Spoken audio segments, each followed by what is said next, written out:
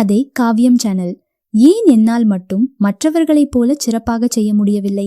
அவனுக்கு அது எளிமையாக இருக்கிறது, எனக்கு ஏன் இந்த விஷயம் இவ்வளவு கடினமாக இருக்கிறது என்று உங்களுக்குள் நீங்களே கேட்டுக்கொண்டிருக்கிறீர்களா? அப்படியென்றால் இந்த கதை உங்களுக்காகத்தான். ஒரு அமைதியான நகரத்தில் ராகுல் என்ற 12 வயது சிறுவன் தன் குடும்பத்துடன் வசித்து வந்தான். அவனுக்கு கால்பந்து விளையாடுவது என்றால் உயிர். தினமும் மைதானத்திற்கு சென்று மிகவும் தீவிரமாக பயிற்சி செய்வான். ஒரு நாள் பள்ளி முடிந்து வந்த ராகுல் மிகவும் சோகமாக இருந்தான். அவனது தந்தை இதை கவனித்து என்னவென்று கேட்டார். தனக்கு கணக்கு பாடத்தில் மதிப்பெண் குறைந்து விட்டதாகவும், ஆனால் அவனது நண்பன் ஜான் எப்போதும் அதிக மதிப்பெண் எடுப்பதாகவும் ராகுல் வருத்தப்பட்டான். அவனுக்கு புரிய வைக்க விரும்பிய அவனது தந்தை 3 முக்கியமான பாடங்களை கற்றுத்தருவதாக கூறினார். முதலாவதாக தந்தை ராகுலை ஜானுடன் கால்பந்து விளையாடச் சொன்னார். விளையாட்டில் ராகுல் மிகச் சிறப்பாக விளையாடி 3 கோல்கள் அடித்தான். ஆனால் கணக்கில் கெட்டிக்காரனான ஜான் கால்பந்தில் மிகவும் திணறினான்.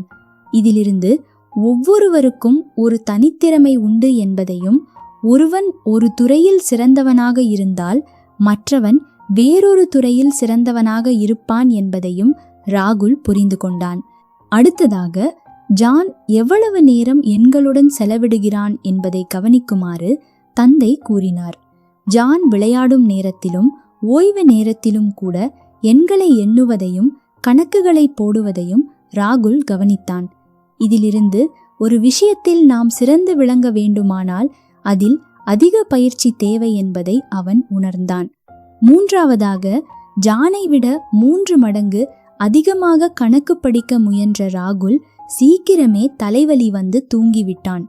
அப்போது தந்தை அவனிடம், உனக்கு பிடிக்காத ஒரு விஷயத்தை கட்டாயப்படுத்தி செய்யும்போது அது சுமையாக தெரியும்.